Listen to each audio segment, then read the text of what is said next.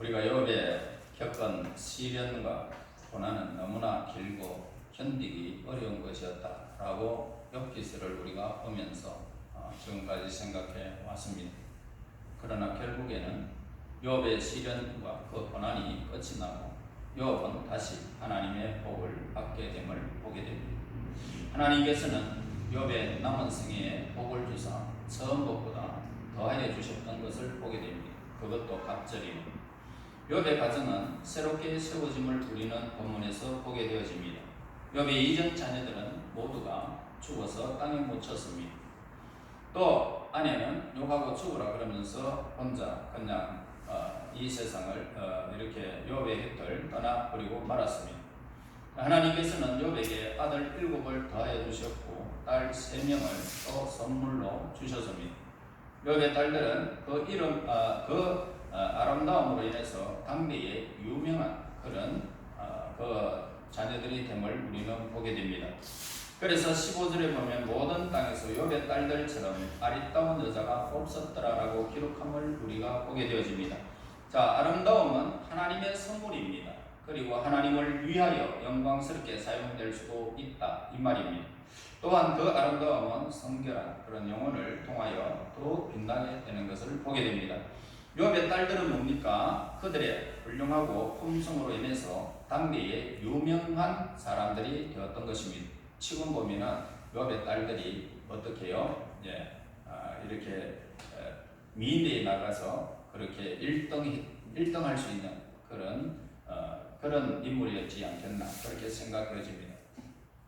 자, 이와 같은 사실은 그 딸들의 이름을 통하여 나타나게 되는데, 첫째는 여미마라라고 했죠. 자, 이것은 아침의 빛이라는 그런 뜻입니다. 그리고 그와 같은 이름을 통하여 우리는 그녀가 가정에 있어서 항상 아침의 햇살처럼 가정에 이렇게 평안을 가져다주는 아름다운 품성을 지닌 여성임을 우리는 보게 되어집니다. 그리고 부시아라고 이렇게 이름을 했죠. 정원에 부는 바람이라는 그런 뜻입니다. 그와 같은 이 이름을 통하여 저는 이 아름다운 품성을 지닌 여자였다라는 것을 우리는 이름을 통해서 보게 되어집니다.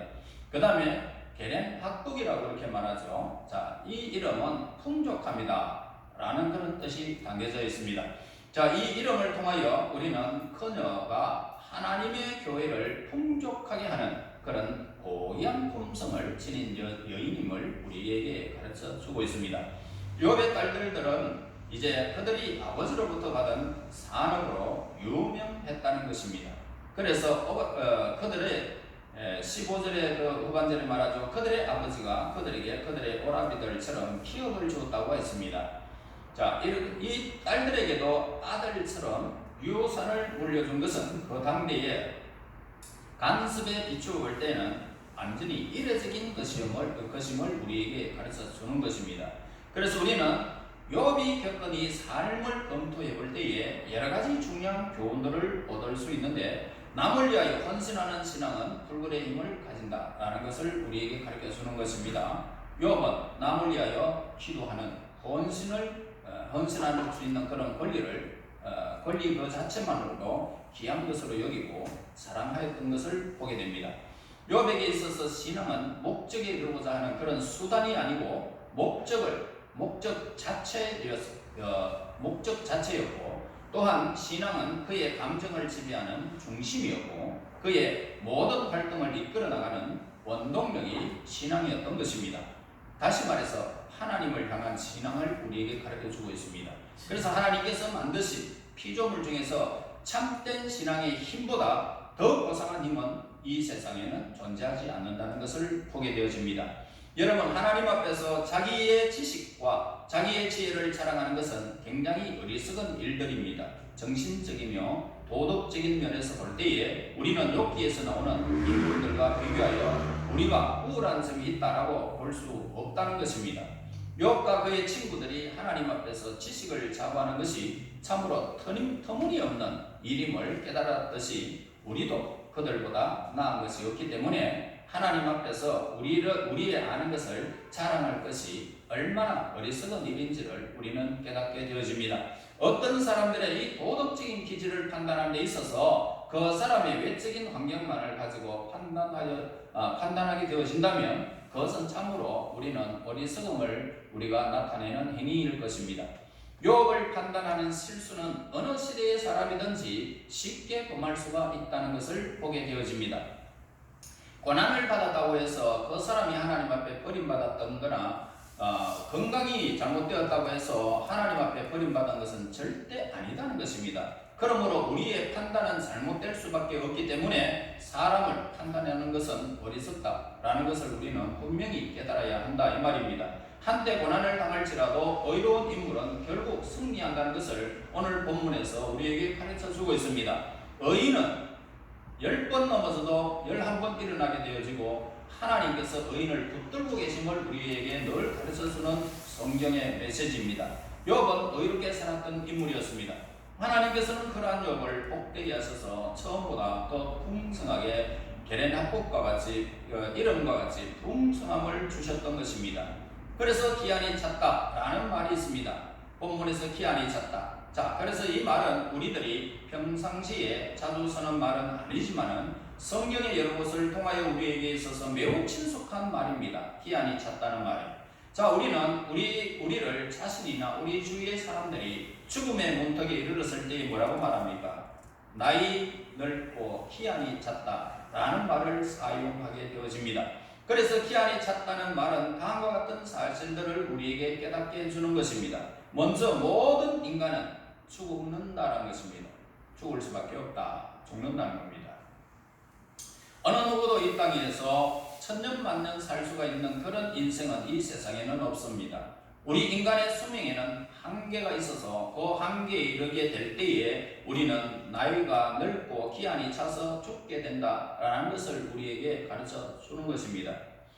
따라서 어떤 사람에게는 만세수를 누리소서라고 하는 말이 있습니다. 단지 그렇게 되기를 원하는 것에 불과한 것이지 만세수를 할 수 있는 사람은 없습니다. 그리고 인간의 몸과 마음의 기력은 감퇴할 수밖에 없다는 것입니다. 인간은 하나님에 의해서 경이로운 존재로 지음을 받았습니다. 참으로 신묘막측하다라는 말을 쓰게 됩니다. 자, 우리의 몸의 지체는 각기 놀라울 정도로 연결되어 있고 각 지체가 행해야 할 작용을 정확하게 수행하고 있다는 것을 보게 되어집니다. 하나라도 DNA가 잘못 판단되어진다면 우리에게는 질병이 우리에게 그냥 오게 되어집니다. 그러나 이 DNA가 정상적으로 가동할 수 있는 것은 어마어마한 DNA가 있는데 그 DNA를 통해서 우리 몸이 머리에서 발끝까지 머리가 생산되고 눈물이 생산되고 입에서 춤이 생산되고 그리고 오장육부와 모든 발끝에서 오늘 우리의 삶에 움직이는 모든 과정들은 정확하게 자기의 스스로의 작용을 잘 한다는 것입니다.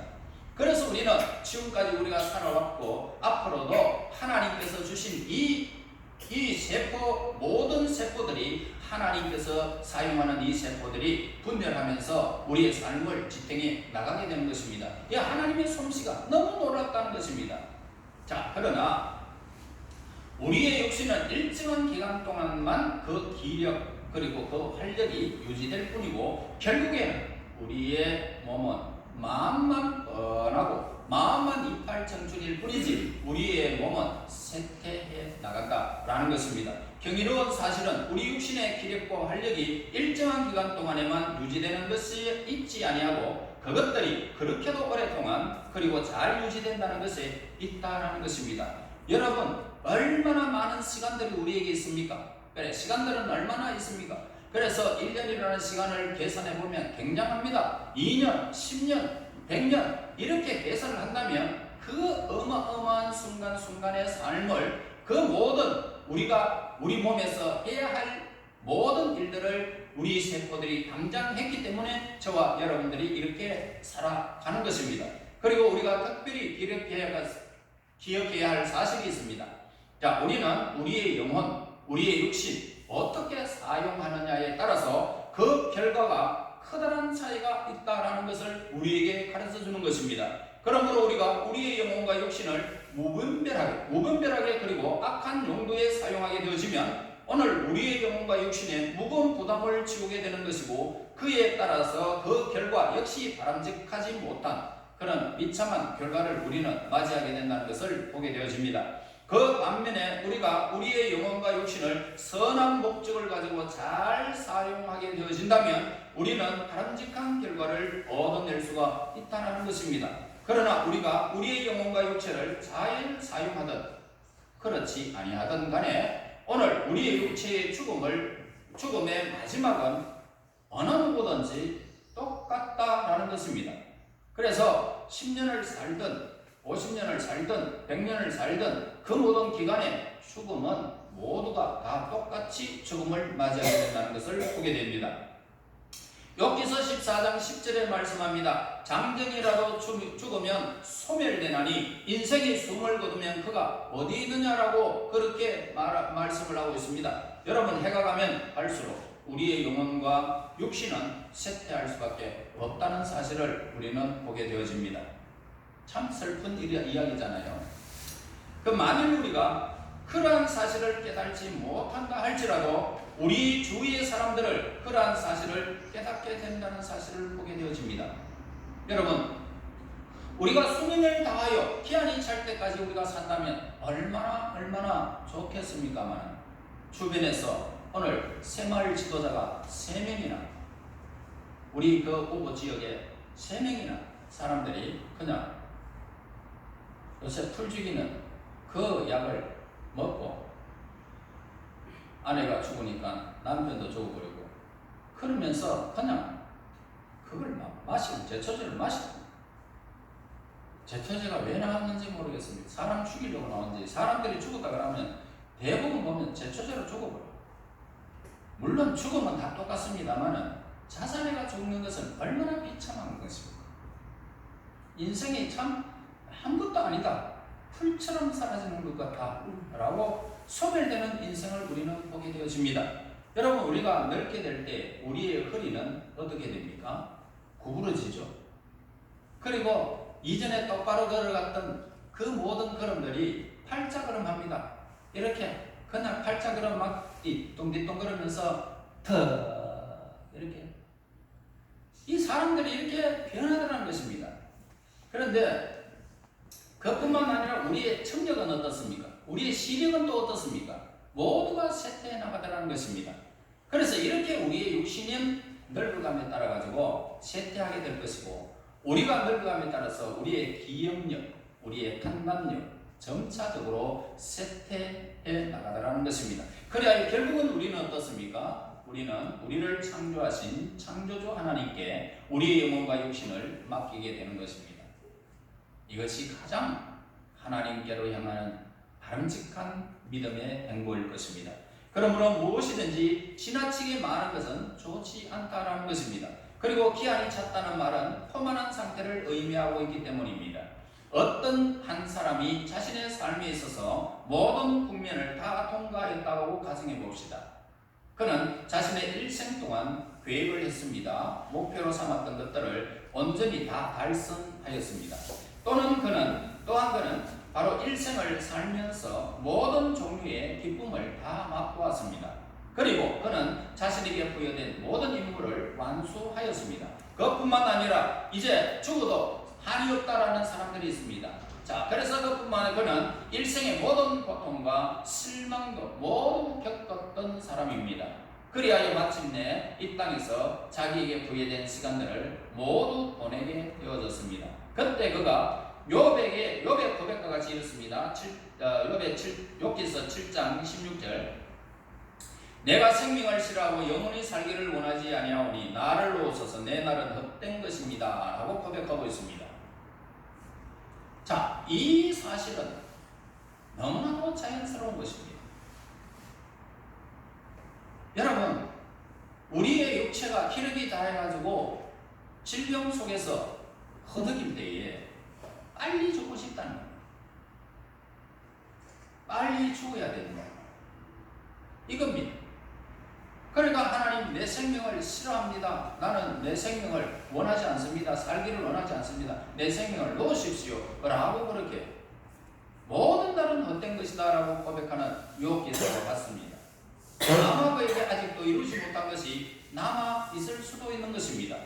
아마도 그에게 좀 더 시간이 주어진다면 그는 그것을 이룰 수도 있었을 것입니다. 그러나 비록 그가 그것을 이룰 수 있다 할지라도 그 후에 그 무엇을 위해서 살겠느냐는 것입니다. 여러분, 이루었다는 것이 뭡니까? 돈입니까? 명예입니까? 건강입니까? 그건 말고 뭐가 있습니까? 이루는 것 같은데 안 잡히는 것이 뭡니까? 공기고 그리고 안경 같은 것입니다. 잡아봐야 잡히지를 않습니다. 인생이 그거예요. 목표가 아무리 달성되어져도 안 잡혀요. 이게 인생이에요. 그래서 모든 것을 이루었다 해도 이룬 것이 아니라 남들 보기에는 이룬 것 같지만 자신은 어떻습니까? 잡힌 것이 없는 거예요.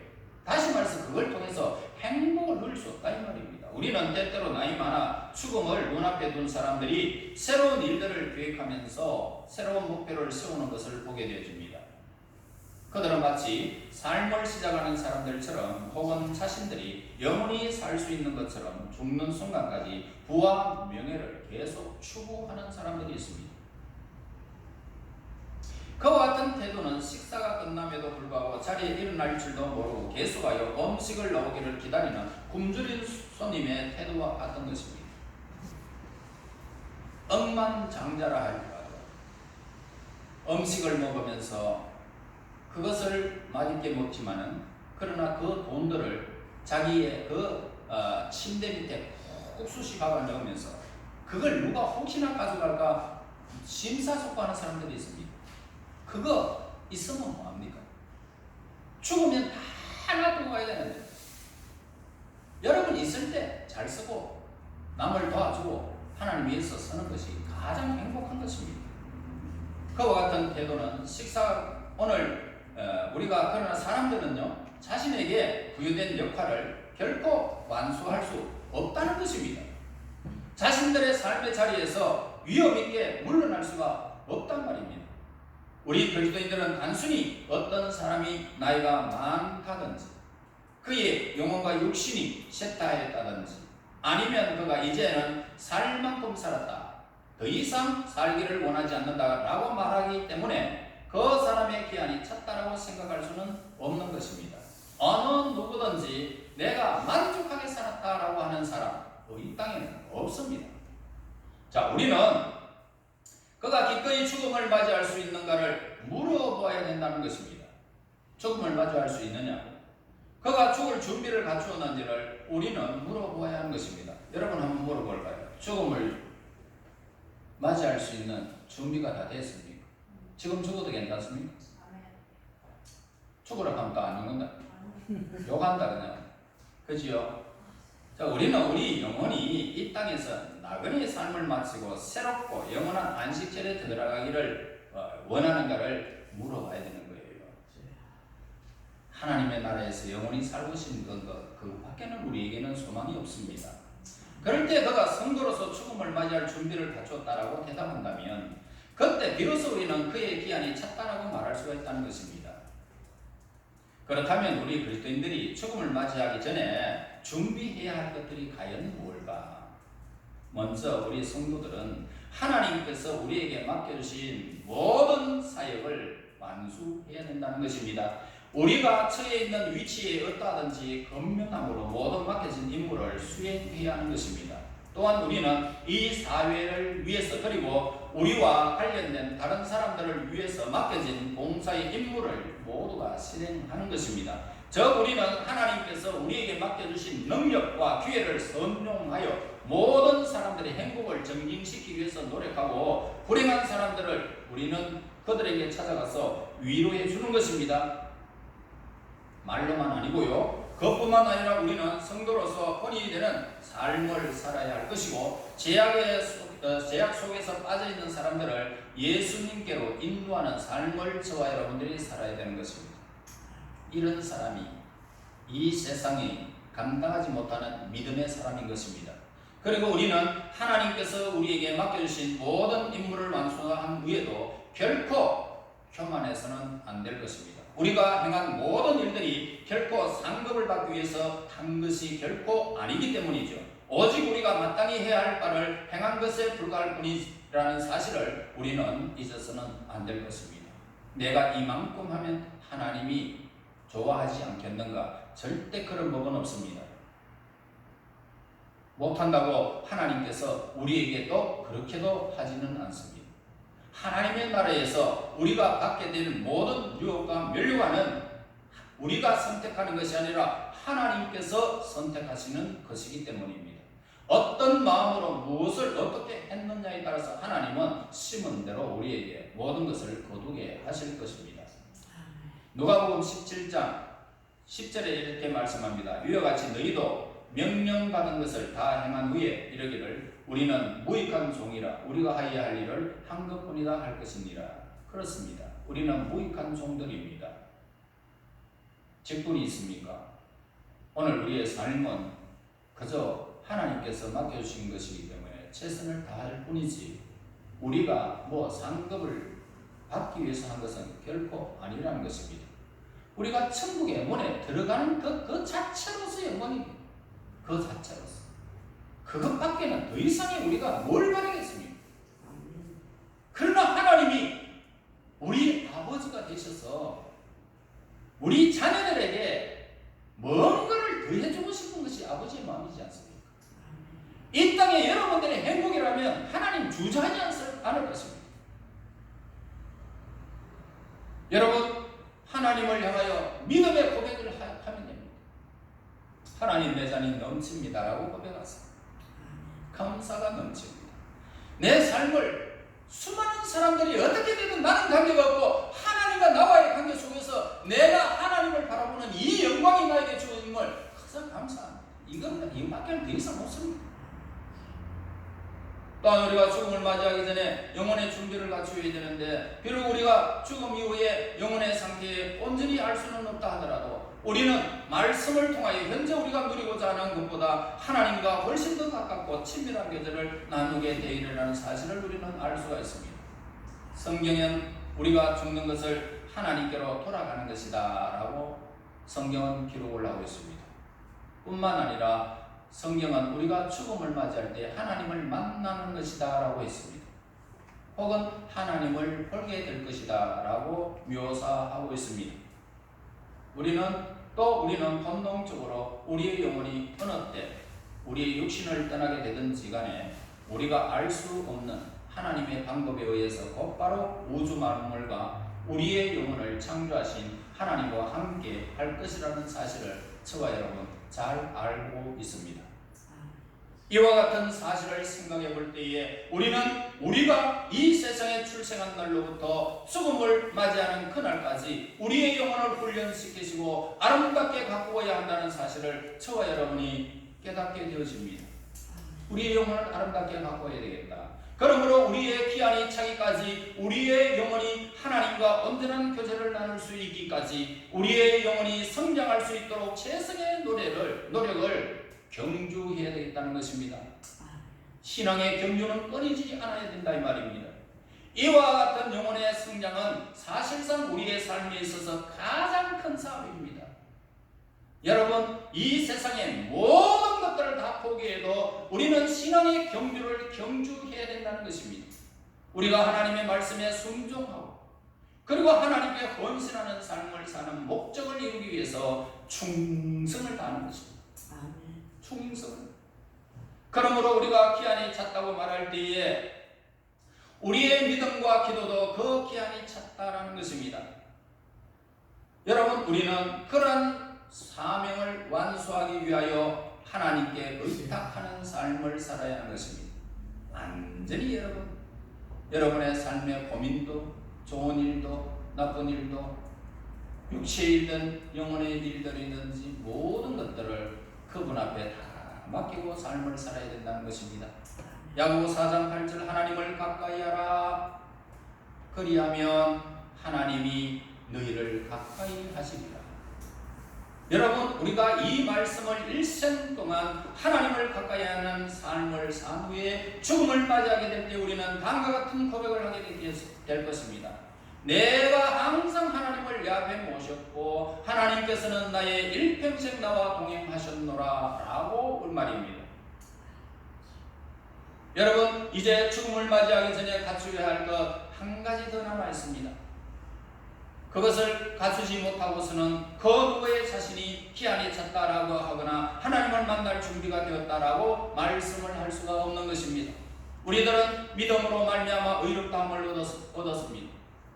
여러분은 믿음으로, 예수 그리스도를 믿음으로, 하나님이 행하신 모든 말씀을 믿음으로 우리는 구원을 얻었습니다. 의롭다함을 받았습니다. 여러분은 우리 예수님을 통하여 하나님과 화평의 관계를 누리고 있는 하나님의 백성들입니다. 바로 이것들이 우리가 죽음을 맞이하기 전에 반드시 갖추어야 하는 것입니다. 우리를 가장 슬프게 하는 것이 뭡니까? 명목상으로 그리스도인이나 진실로 자신의 죄를 회개하지 아니하고 그리스도인의 믿음과 소망에 속하는 모든 것들에 대해서 무지하여 돌이킬 수 없을 정도로 타락한 사람들이 주변에 많습니다. 나이 많아 죽음을 눈앞에 둔 사람들을 우리는 그들을 우리가 눈앞에서 보게 되어집니다. 그러면서 천국이 있는지 없는지 알지 못한 채 죽어가야 알지, 신앙생활 하면서도 믿음생활 하셨음에도 교회를 다녔음에도 이런 고백을 하는 어리석은 자들이 얼마나 많은지 모릅니다. 너무나도 슬픈 이야기가 아닐 수가 없습니다. 여러분은 모두가 예수님 안에서 하나님과 화평을 누리는 관계가 가지고 있는지 묻고 싶습니다. 하나님 하면은 내 아버지를 부르듯이 사랑의 향기, 하나님이 기뻐하는 모습이 여러분 속에 담겨져 있다면 여러분은 예수 그리스도 안에서 구속받은 하나님의 자녀들일 것입니다. 그러면서 하나님을 보면서 아버지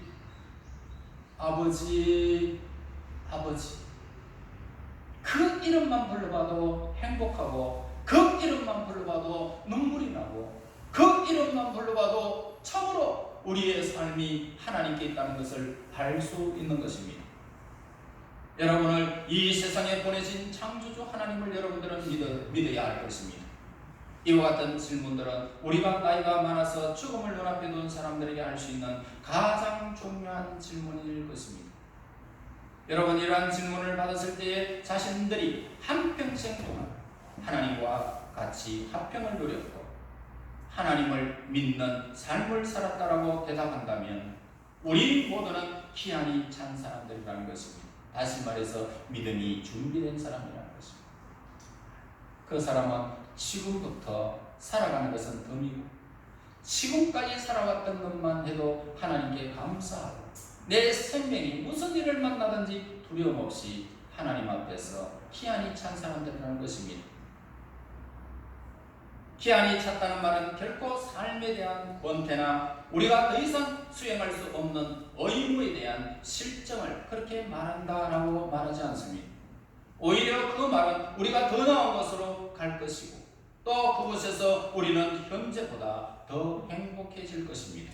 아니, 차이가 있다면 이것은 말로는 표현할 수 없을 만큼의 행복이 여러분들의 영원토록 이어질 것입니다. 하나님 우편에 앉을 것이고 또 완전한 희락을 누릴 것이며 완전한 즐거움에 여러분들의 삶이 있을 것입니다. 그 즐거움 속에서 하나님을 향하여 기뻐하고 찬양하게 될 것입니다. 여러분의 기업이 있을 것이고 천사들이 여러분들을 수종들게 될 것이고 이 땅에서 삶은 잊어버릴 것이고 그 영원한 행복이 지속되는 것입니다. 여러분, 이 사실을 알고 있는 사람은 기한이 찼다라는 것입니다. 지금부터 영원히 욥처럼 욥기를 끝내면서 여러분, 욥의 어려움을 여러분 보았지 않습니까? 여러분들 지금까지 잘 사셨습니다. 앞날은 욥이 140년을 더 살면서 그 가정의 행복을 누렸고 진정한 하나님의 하나님과 화평하며 그리고 희락과 즐거움을 누렸던 욥의 삶을 우리는 보았습니다. 여러분의 생애도 지금까지 무슨 일을 만났든지 기한이 차서 하나님께로 돌아가는 그 순간까지 행복과 기쁨이, 영원한 행복이, 영원한 기쁨이, 영원한 즐거움이 지속되어지시기를 예수님 이름으로 축원합니다. 하나님 은혜 감사합니다. 감사합니다. 저희들 무엇인데 천사도 흠모할 만한 하나님의 자녀의 권세를 주시고 이 땅에 하나님과 화평을 누리며 하나님 기한이 작다라는 이 말씀 안에서 위로를 받게 됨을 진실로 감사합니다. 우리 하나님 이 땅에 살아가는 날 동안 저들이 무슨 말을 무슨 일을 행했을지라도 우리 하나님께서 허락하시는 그 놀라운 영광의 우편에 하나님의 나라의 우편에 저희들이 거할 것을 믿습니다. 뿐만 아니라 하나님께서 주시는 그 모든 하나님 기업을 누리며 즐거움과 기쁨을 영원히 누리게 될 것을 믿습니다.